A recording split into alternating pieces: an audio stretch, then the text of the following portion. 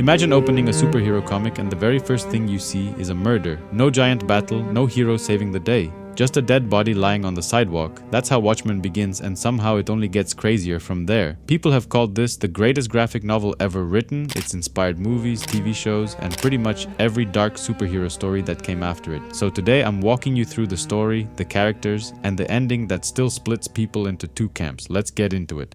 Our story begins on the 12th of October 1985, with a man cleaning off blood from the sidewalk after someone was thrown off the side of a building to his death. Two police officers are investigating the crime scene, but they're not sure if this was just a burglary gone wrong or a hit job. The guy who was killed was named Edward Blake, and he was in good shape for someone his age, which means there could have been more than one attacker.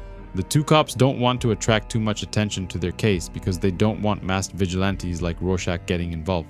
Apparently, the government passed the Keene Act in 1977, forbidding anyone from being a vigilante. But Rorschach never retired, and he's even wanted by the police for 2 counts of murder. Nonetheless, Rorschach gets involved after finding a smiley face button on the streets. He climbs inside the guy's apartment and starts going through his things, looking for possible clues.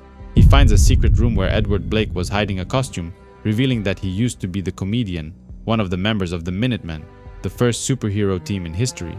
Next, Rorschach visits Dan Dryberg, also known as the Night Owl II.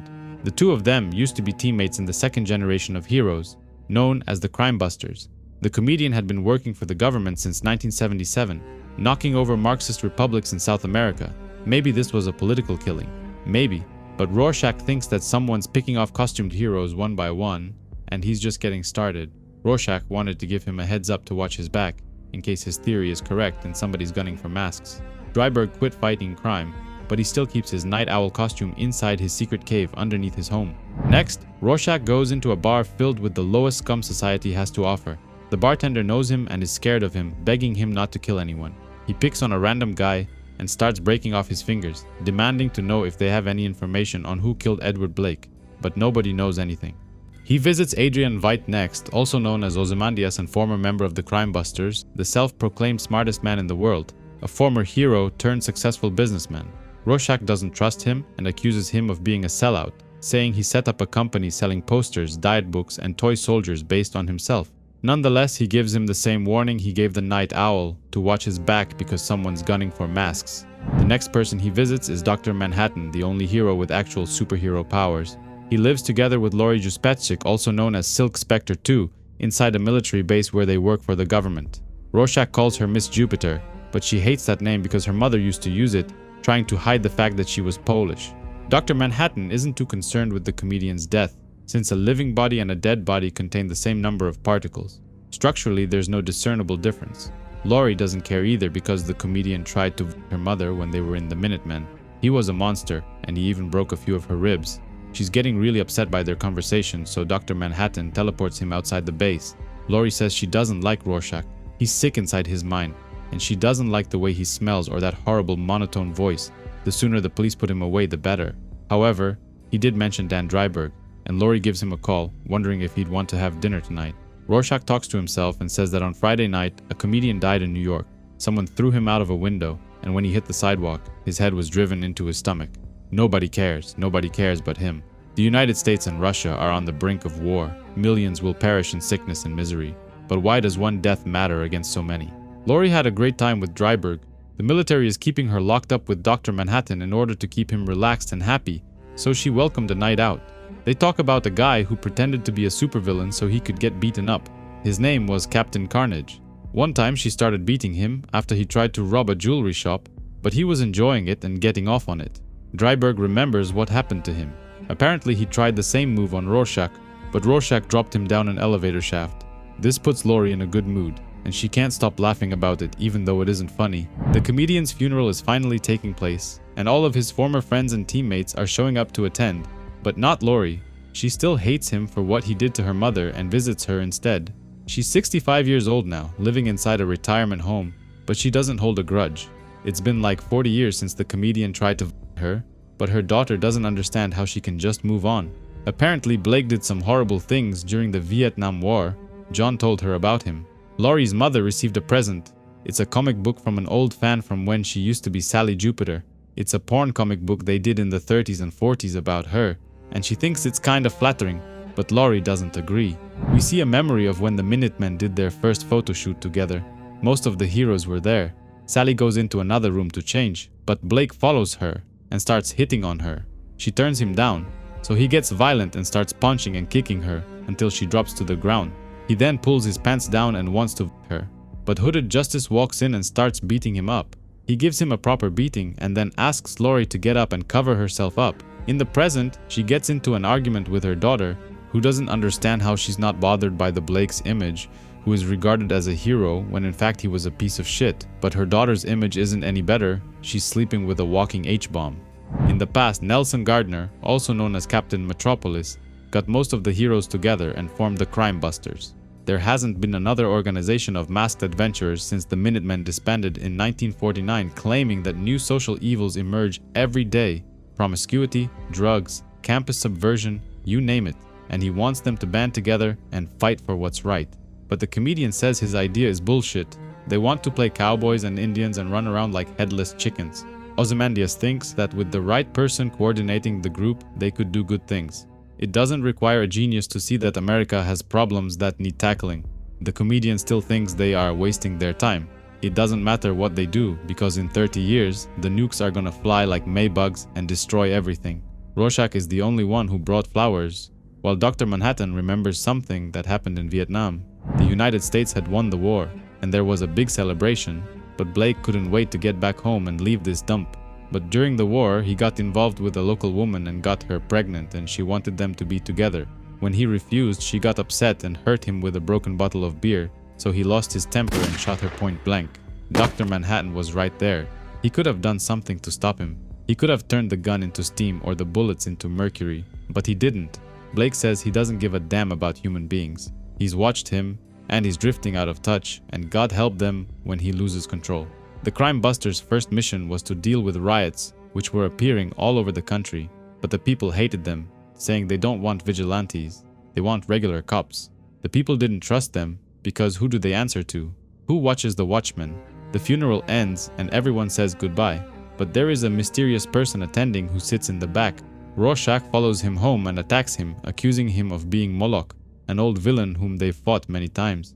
Rorschach thinks he could be the one who killed the comedian, but the old man swears he didn't do it, though he did see him 1 week before his death. He just showed up one night, sat on his bed and started talking. He mentioned Dr. Manhattan and thought he was dangerous, saying he didn't know which way he'd jump if somebody messed with him. He was upset and kept mentioning some secret island where they have writers, scientists and artists doing horrible things. He wasn't a nice man himself. He killed women and children, but nothing compares to the things they do on the island. He just left after that, without explaining what he meant. Moloch says he's a changed man now and just wants to live in peace because he doesn't have many days left. He's got cancer. Rorschach returns to the cemetery to pay his last respects quietly, without fuss, remembering Blake's life and how violent lives end violently. People like them never die in bed. They're not allowed. Dr. Manhattan and Laurie are making love, when suddenly he clones himself and now she's making love to 2 people. But he didn't warn her beforehand, and the whole experience freaks her out. John says he just wants to pleasure her, but instead of turning her on, it totally ruined her mood. She puts on her clothes and goes into the next room, where another clone of John is working on something important. She's angry that instead of being in the moment with her, he was also working and doing something else, so she storms out, claiming their relationship is over. Somewhere else, Mrs. Janie Slater is talking to a journalist working for the Nova Express newspaper, claiming she was Dr. Manhattan's first girlfriend, but he dumped her after 3 years together to be with a 16-year-old who ran around in her underwear. Apparently, she has cancer now, so she lights another cigar, saying it doesn't matter anymore if she smokes another one. Laurie is visibly upset, and she goes to Dan Dryberg's home, who was just about to leave home and visit Hollis Mason, also known as the First Night Owl. She tells him what happened, that she and John have had many fights in the 20 years they've been together, but tonight was too much for her. She thinks he's not even bothered that she left and is probably getting dressed because he's getting interviewed on TV. She was right, because Dr. Manhattan puts on a fancy suit and then teleports inside ABC's headquarters. A man wearing a fancy suit and glasses introduces himself, claiming his name is Forbes and he works for Army Intelligence. He warns him about which topics to talk about and what to avoid. Dryberg left his apartment to meet with Mason, and Laurie is accompanying him, but the 2 of them are attacked on the streets by a gang of thugs. Unfortunately for them, they had no clue who they were dealing with, taking on real-life superheroes who are aching to let off some steam. During the interview, the reporter who was talking to Ms. Slater says that Dr. Manhattan's ex-girlfriend has cancer now. In fact, many people who have come in contact with him over the years have cancer now, suggesting that he might be giving people cancer. Laurie and Dryburgh deal with the attackers, and it was one hell of a rush. The reporters are swarming around Dr. Manhattan, asking if the allegations are true, but he's being overwhelmed by the entire situation and asks everyone to leave him alone. Of course, the people refuse, so he teleports everyone outside of the building, leaving him in an empty room. Laurie thanks Dryburgh for talking to her and then goes back to the military base to think things over to see if she's willing to give her relationship another try. Dr. Manhattan returns back to the base and finds a guy who is putting radiation warning signs on the door. He takes his clothes off and tells the guard that he's going to Arizona and then straight to Mars. The man thinks he was joking, but he wasn't. He arrives in the desert in Arizona, where an old bar used to be, and glances over a picture of himself and Mrs. Slater back when he was still human. After getting what he came here for, he surrounds himself with a beam of blinding energy and teleports straight to Mars. Laurie returns home as well, but she has no clue what's going on and why soldiers are going through her things. Forbes tells her what happened, that Dr. Manhattan left Earth and went to Mars, and that she should get tested for cancer. Dr. Manhattan was the United States' greatest ally and a deterrent weapon against Russia, but now that he's gone, the Russians have invaded Afghanistan and they plan to go into Pakistan next and then Europe. The president is informed about a possible nuclear war with Russia and is shown multiple scenarios of what would actually happen. Meanwhile, Dr. Manhattan is walking on the surface of Mars, where finally nobody can disturb him anymore, and he just sits alone thinking. The outcomes of nuclear war are devastating, but the president wants to give it a week before bringing out the big guns. John's father used to be a watchmaker, and he was learning the craft, following in his father's footsteps. But in 1945, the Americans dropped the first atomic bomb on Japan and destroyed an entire city, which changed everything. From that moment forward, his father wanted him to quit watchmaking and become an atomic physicist, claiming it's the future. In 1958, he graduated with a PhD, and in 1959, he got a job at the Gila Flats Research Institute. Wally Weaver is an assistant and is showing him around the facility, claiming they are working on the intrinsic field experiments to prove that there's some field holding stuff together apart from gravity. He shows him the test vault where they try to separate objects from their intrinsic fields. No radiation gets out because they've got lots of new safety features. After the tour, they headed to a nearby bar to have a few drinks, and this is where John met Janie Slater, the first girlfriend he ever had, who later got cancer. They quickly hit it off, and he asked her out on a date, but while they were visiting an amusement park, she dropped her watch on the ground and someone stepped on it. Since he knew how to fix watches, he offered to repair it for her. It should be a piece of cake. 1 month later, their relationship was going perfectly, and he even fixed her watch, but he left it in the pocket of his lab jacket, so he went to the institute to get it. They were resetting the intrinsic field chamber this morning, so he left his lab coat inside. He goes inside the machine to get it, but the door closes behind him. It was set on an automatic timer for the experiment that afternoon, and because of the new safety features, they aren't able to shut it down. In just a few moments, his body will be disintegrated, so Janie leaves the room because she can't stand to see her boyfriend die like that. Just moments before the machine starts, he remembers the watch in his pocket, so he stares at it. All the atoms in the test chamber are screaming at once, and the light is taking him to pieces. Everyone thinks he was killed, but 1 month later, part of him appears in the institute, though the scientists think it's some kind of ghost. It takes a few months before he was able to fully reconstruct his body after it was destroyed, but in the end, he was successful and became something else, a godlike being with blue skin. The story keeps jumping from the present to the past. John is able to see the past as if it's the present and vice versa. In the past, Janie was scared of what he'd become and how fast things are changing, but he reassured her that he still loves her and nothing's changed. He'll always want her. But he knew that it was a lie. The institute went public with his accident, and they wanted him to wear a costume with the atomic power symbol, but he thought the hydrogen atom symbol would be more appropriate, so he tattooed one on his forehead. They showed a demonstration of his powers, proving that he can dismantle weapons just with his thought and destroy tanks by shooting energy from his hands. He was given the codename Dr. Manhattan, and he was quickly recruited by the United States Army. He attended a charity event where he met other heroes, but he had nothing in common with them. The only one he found interesting was Ozymandias. He started fighting crime and became a superhero, and in 1961 he met the president, John Kennedy. 2 years later, the president was assassinated, and he told Janie that he knew it would happen, but she was furious because he didn't do anything to prevent it. The story keeps jumping back and forth from the present to the first meeting of the crime busters. That's when he met Laurie for the first time, when she was just 16 years old. He started dating her behind Janie's back, and she was furious, calling him a creep for dating jailbait. In January 1971, President Nixon asked him to intervene in Vietnam, and within 2 months' time, he had helped win the war. That's when he met the comedian, whom he found interesting. He'd never met anyone so deliberately immoral. The Viet Cong was surrendering, and some were even asking to surrender to him personally, which reminded him of how the Japanese were reported to have viewed the atomic bomb after Hiroshima.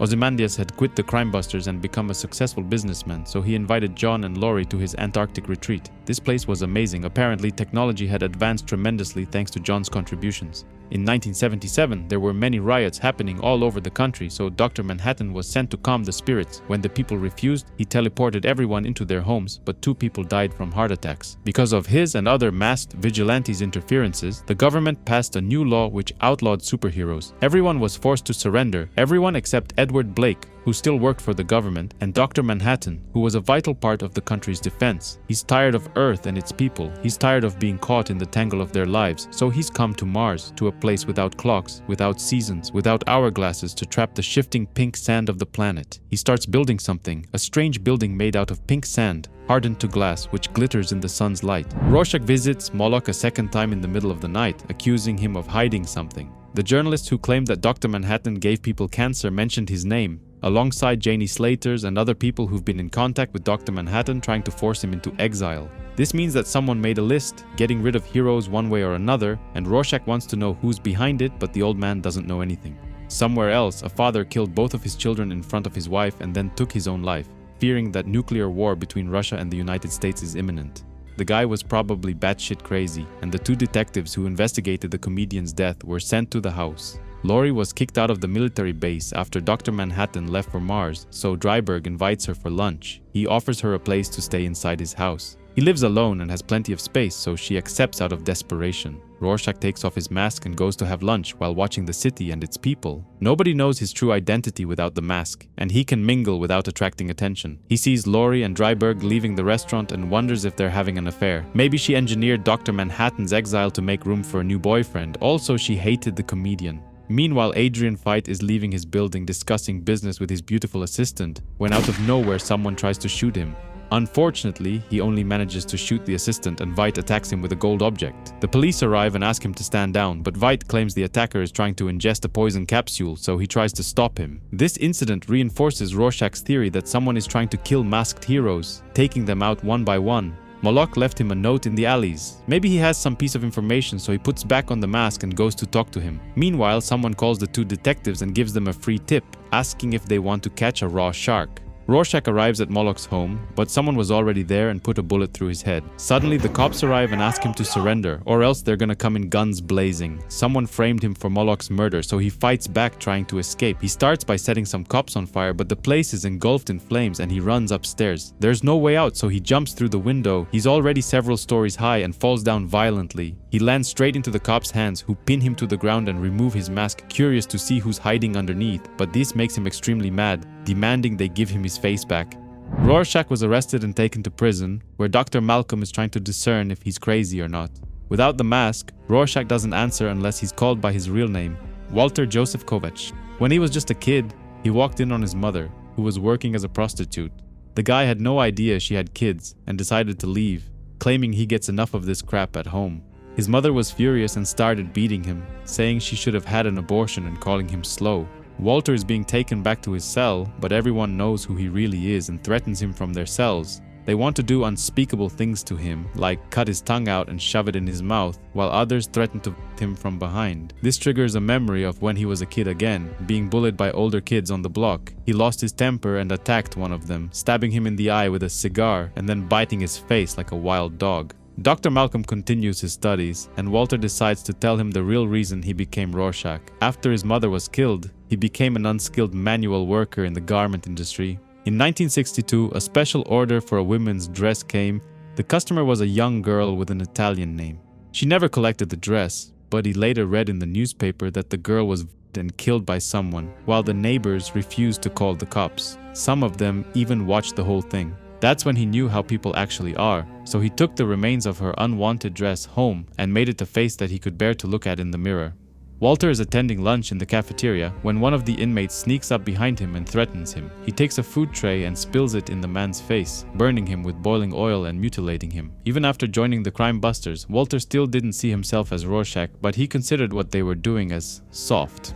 Beating evil people up wasn't enough, and only the comedian understood how the world actually was. He understood people and society and what was happening to it. In 1975, someone kidnapped a little girl. She was 6 years old. The kidnappers believed she was connected to a rich family, but they made a stupid mistake. Her father was a bus driver with no money at all. He started investigating and found out where the kidnappers had taken the little girl, but she was already killed and the dogs were feeding on her bones. He ambushed one of them and tied him up, then he poured gasoline on the floors and lit everything on fire. He gave the man a saw to cut off his own hand and escape, but nobody came out of the building. He just stood there and watched it burn. That's when he became Rorschach.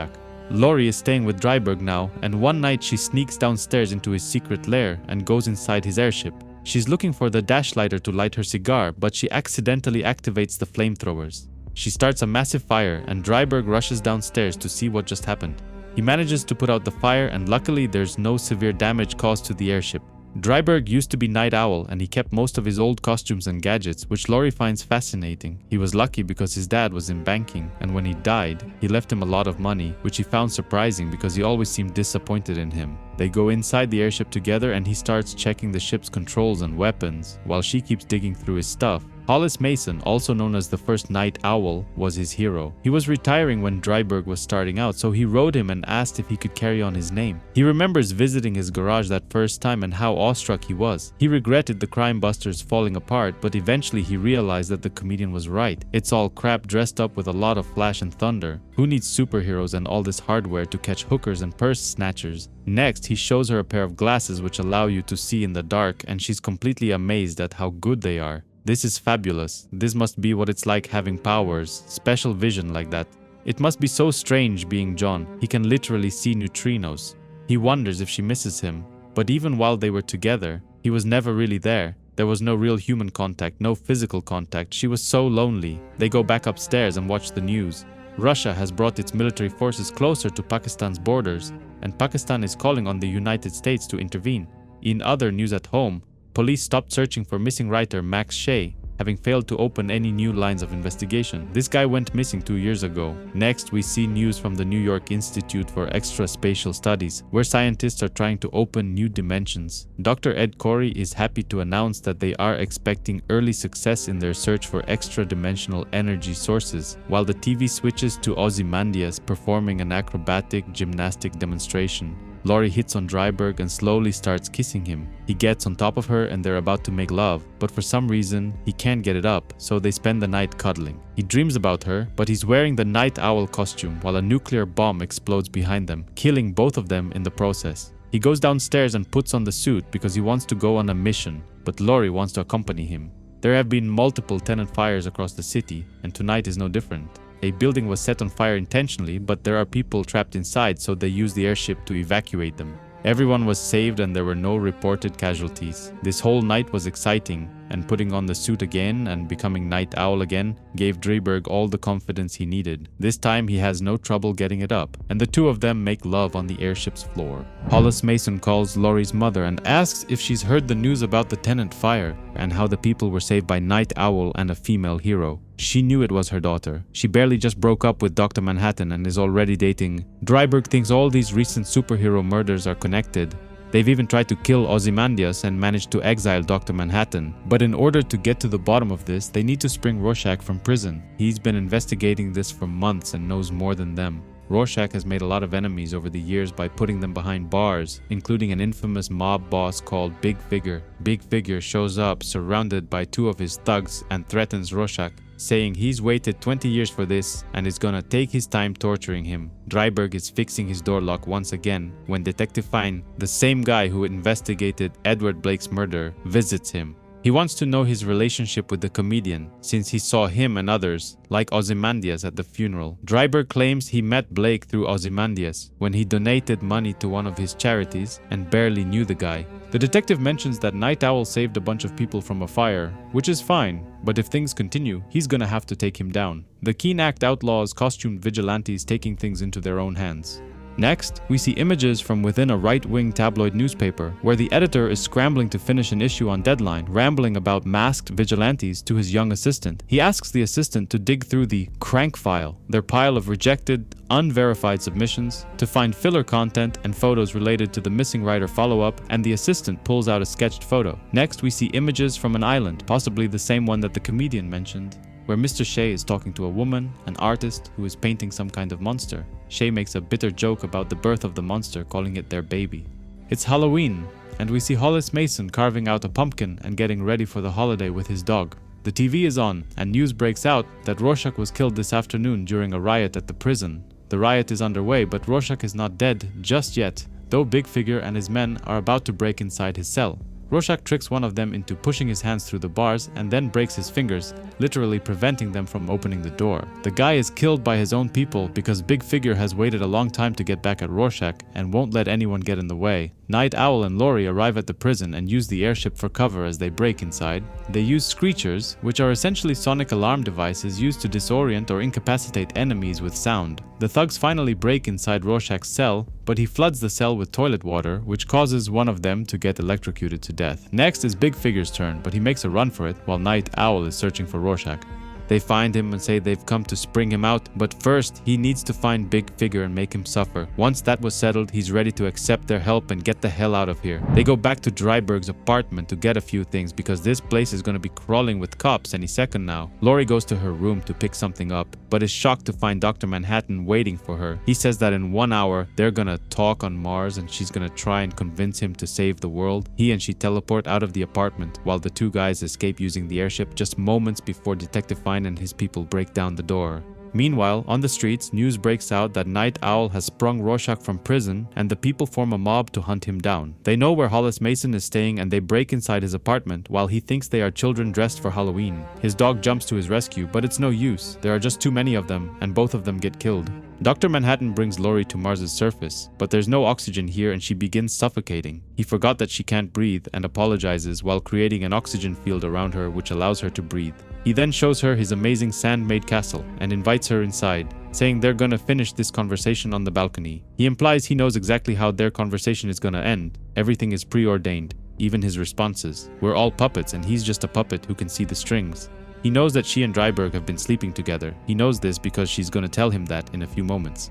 For him, time is a simultaneous and intricately structured jewel that humans insist on viewing one edge at a time when the whole design is visible in every facet. He wants to know what her earliest memory is, and she remembers being a little girl listening to her parents argue. She couldn't bear to hear them fight, so she went into another room and started playing with a snow globe. Her dad saw her and screamed at her too, which scared her and made her drop it on the floor. Dr. Manhattan often said that Laurie was his only link with the world, and when she left him, he left Earth. But now that link is shattered. She's now asking him to save a world that he no longer has any stake in. This red world here means more to him than the blue one. He wants to show her around if she wishes. The castle that was implanted on the planet's surface begins levitating, slowly lifting into the air while the sun shines behind it. They begin circling the planet and he offers her something to drink, but she only wants plain water. We see another memory, this time meeting some of her mother's friends, including Captain Metropolis and Byron Lewis. Byron wasn't looking too good and he dropped his drink on the ground, spilling it everywhere. Dr. Manhattan wonders, what's the point of all that struggling, the purpose of this endless labor, accomplishing nothing,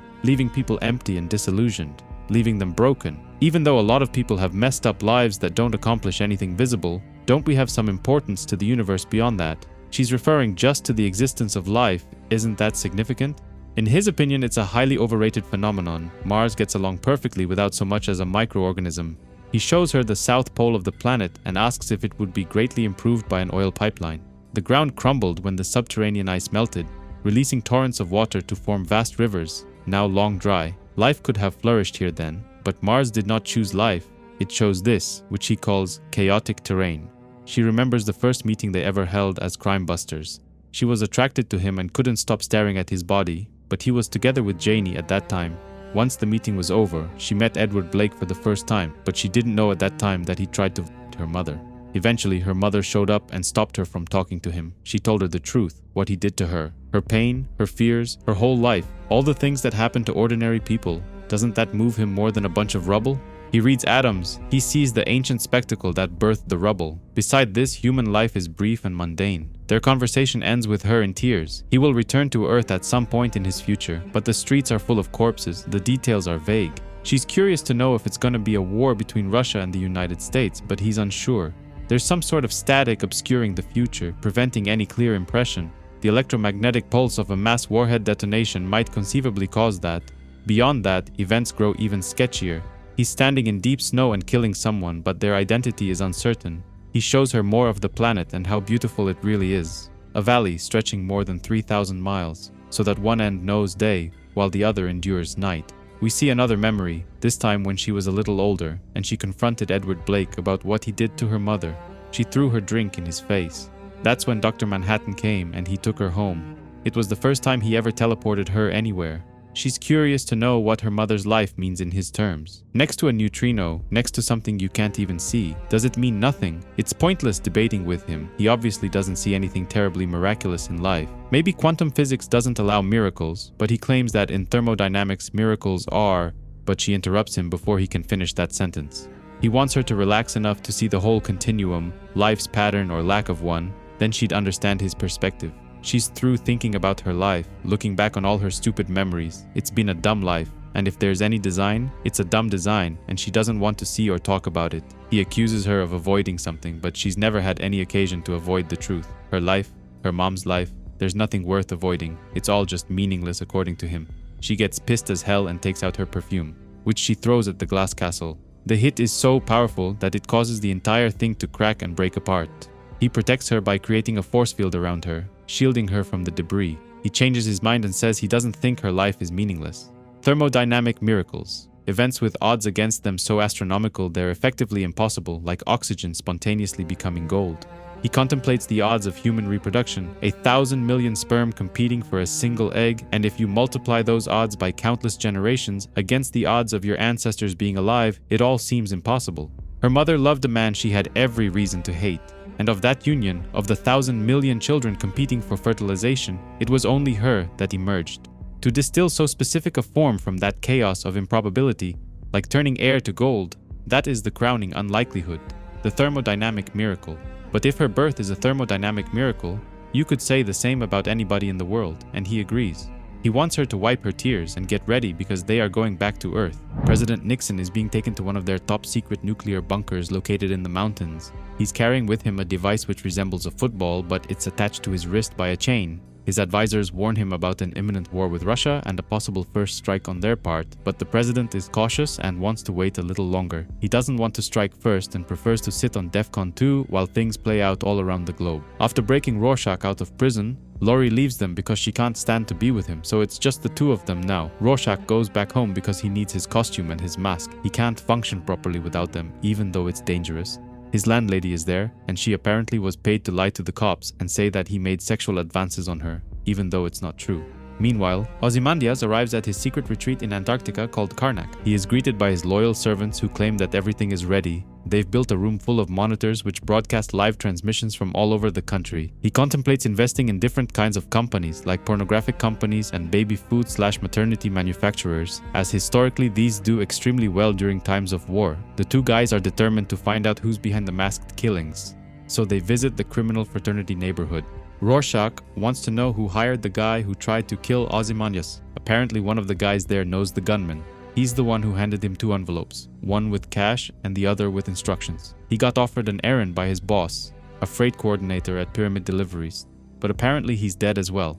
Everyone who's been involved with this is dead and this guy is next, so he wants protection. While Rorschach interrogates the guy, Night Owl finds out that Hollis Mason was killed last night by some thugs who broke into his home. The two of them were good friends and would often visit each other on Saturdays, so Night Owl loses his temper. He threatens to kill the guy who did this before calming down and going outside. If they want to find the masked killer, they need to find out who paid to kill Ozymandias, so they decide to pay him a visit.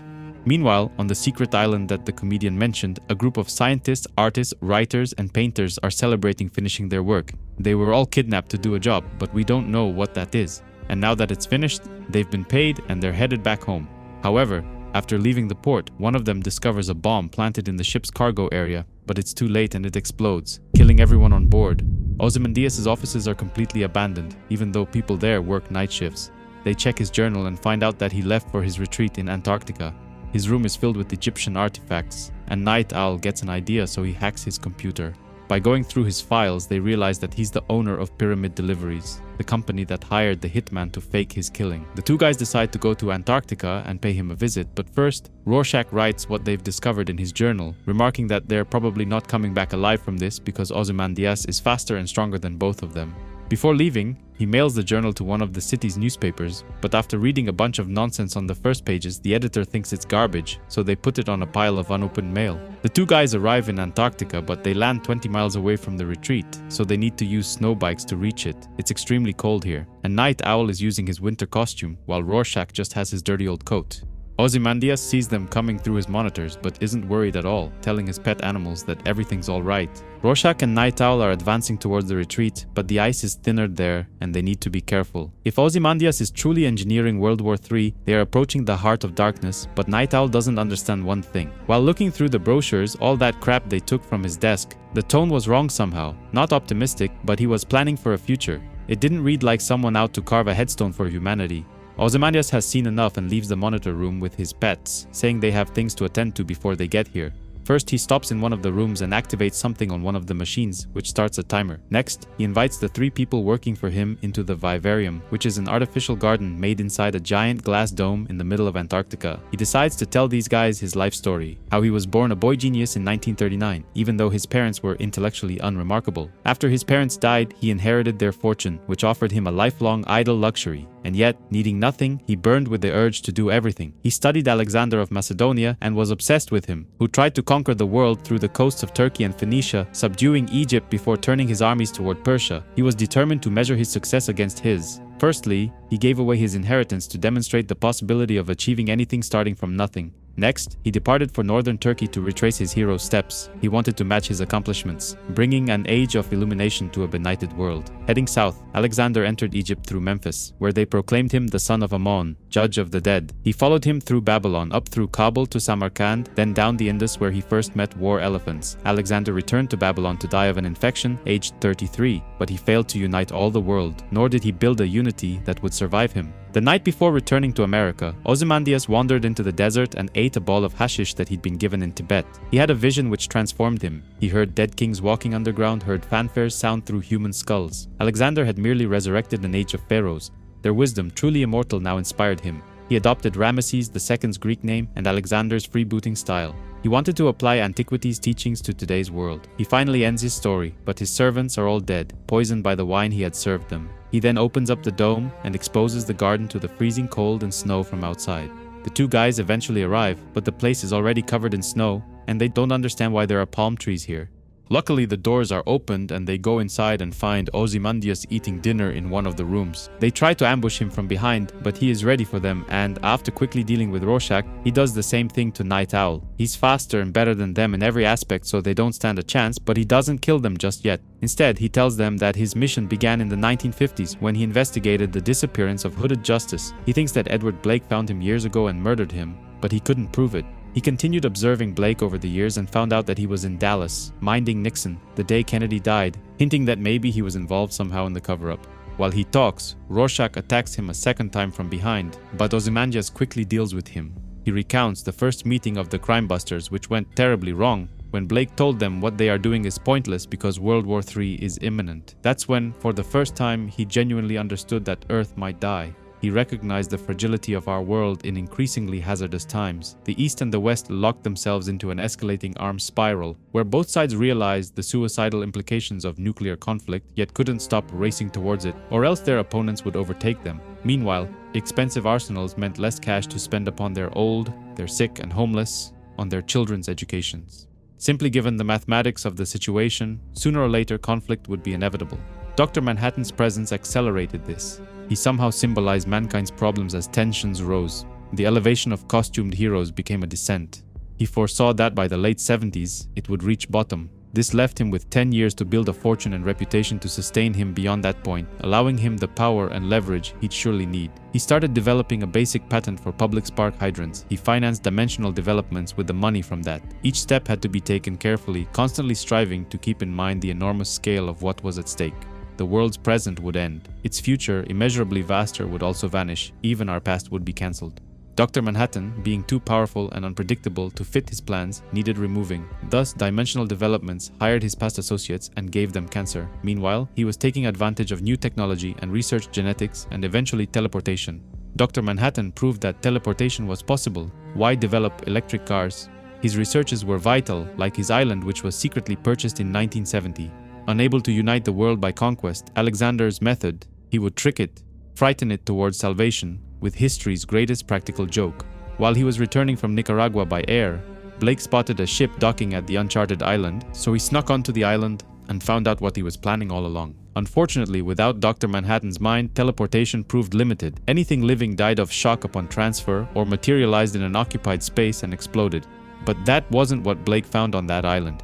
He found a collection of missing artists and scientists working upon creating a monstrous new life form, an alien. The plan Blake had uncovered was this: to frighten governments into cooperation, he would convince them that Earth faced an imminent attack by beings from another world. But the two guys laugh in his face. After he got rid of Blake, he neutralized Dr. Manhattan and tricked him into thinking he's the reason that people around him were getting cancer, which is why he left the planet. He then hired a hitman to fake his own murder attempt. Night Owl thinks his plan is crazy. Nobody's gonna believe an alien invasion. But Hitler said that people swallow lies easily, provided they're big enough. He planned to build his monster alien and teleport it to New York City. The creature's death would trigger a mechanism within its massive brain, cloned from a human sensitive, and the resultant psychic shockwave will kill half the city. Night Owl calls him crazy, asking if he seriously planned all this mad scientist stuff. But Ozymandias is not a serial villain. He wouldn't have told them his master plan if there were the slightest chance of them affecting its outcome. He activated it 35 minutes ago, in that moment when he pushed the button on the machine and the timer started. Meanwhile, in New York City, a bright light appears in the sky, even though it's dark, which scares the people on the streets who don't know what's going on. Ozymandias' plan worked and a giant alien creature was teleported to New York City. The teleportation had a devastating effect. The creature died upon arriving, triggering a shockwave that killed millions of people but not affecting the buildings like a regular nuclear bomb would. This creature is hideous, a giant squid-type monster with sprawling tentacles that are covering the streets. Dr. Manhattan teleported Laurie back to Earth, but something went wrong with the teleport. He'd expected them to reappear much earlier. The static interference he noticed earlier makes everything so unpredictable. There's a squall of tachyons in the aftermath, but he doesn't know from where they are coming. Tachyon particles traveling backwards in time occur rarely. Someone must be generating them, but if he probes far enough, he should stumble upon the source of the disturbance. Apparently, there is more than one generator. Most are faint, but a pulse from the southern polar region is strong. Laurie is shocked by the scene of devastation and begs him to take her out of there, so he does. Ozymandias claims he engineered a monster, cloned its brain from a human psychic, sent it to New York City, and killed half of the city, but Night Owl doesn't believe him. He thinks he couldn't have made this whole plan work. What if the killer he hired had shot him instead of his assistant?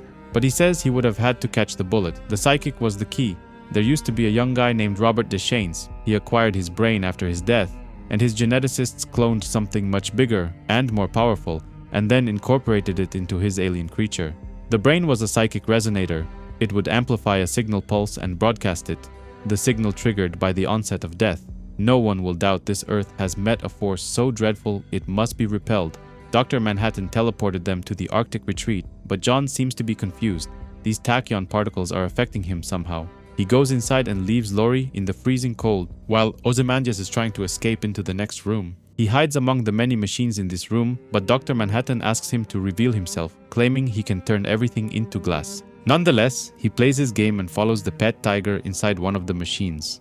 This thing is called the intrinsic field subtractor, the same machine that turned John into a godlike being, but now it has the opposite effect and it kills him by disintegrating his body completely. Ozymandias didn't think this would work, when out of nowhere, Laurie surprises him from behind and shoots him point blank. He falls to the ground with blood on his hands, but he had managed to catch the bullet with his bare hands, just like he suggested earlier to Night Owl. He then kicks her in the abdomen and gets right back up, but he doesn't want to kill her. He's much too mature for that. He claims that his new world demands less obvious heroism, making their schoolboy heroics redundant. Out of nowhere, a giant hand breaks through the walls and tries to grab him. It's Dr. Manhattan, who says he's very disappointed in him. Restructuring himself after the subtraction of his intrinsic field was the first trick he learned. It didn't kill Osterman, so why did he think it would kill him? He's walked across the sun, He's seen events so tiny and so fast they can hardly be said to have occurred, but him, the smartest man in the world, means no more to him than does its smartest termite. Ozymandias is backed into a corner, so he turns on his many monitors, showing them live broadcasts from New York City and from all over the world. According to the media, an alien from another dimension tried to invade, but it didn't survive the teleport process and died on arrival. This triggered some kind of shockwave that wiped out over 3 million people in the heart of Manhattan. Russia is already announcing that they want to suspend all hostilities and withdraw from Afghanistan. An immediate summit will be held in Geneva to discuss ending the war and possibly joining forces against this new alien threat. Ozymandias claims victory, saying he did it, his plan worked, and there will be world peace instead of nuclear war. He wants them to keep this a secret because if they expose him, they're gonna risk peace once again. Dr. Manhattan agrees with his point of view. By exposing this plan, they destroy any chance of peace, dooming Earth to worse destruction. Night Owl also thinks they should keep this a secret, but Rorschach won't remain silent. Justice matters more than anything to him, even in the face of Armageddon, so he leaves. Dr. Manhattan also disappears, and Night Owl and Laurie go into the next room to be alone. She's happy to be alive and wants him to love her because they're not dead. She wants to taste him and smell him because she can. Rorschach wants to get back to the ship, go back to America and tell everyone what Ozymandias did. But Dr. Manhattan says he can't let him do that. He refuses to abandon his beliefs and asks John to kill him, knowing there's nothing that will get him to change his mind. Dr. Manhattan then goes back inside and finds Dryberg and Laurie cuddling on the ground, but he's not angry and actually seems happy for them. Next, he visits Ozymandias, who is meditating inside his room, who says he struggled across the backs of murdered innocents to save humanity, but someone had to take the weight of that awful necessary crime. Dr. Manhattan understands. Without condoning or condemning, human affairs cannot be his concern. He's leaving this galaxy for one less complicated. He's regained interest in human life and contemplates creating some. Before leaving, Ozymandias wants his reassurance that he did the right thing in the end, but according to him, nothing ever ends. A few days later, Laurie and Dryberg visit her mother, who didn't hear anything from her after the attack in New York City and thought the worst. They've both changed their looks and names, becoming Sam and Sandra Hollis. Laurie gives her mother a hug and says she needs to leave, but she loves her and claims she knows who her real father actually is.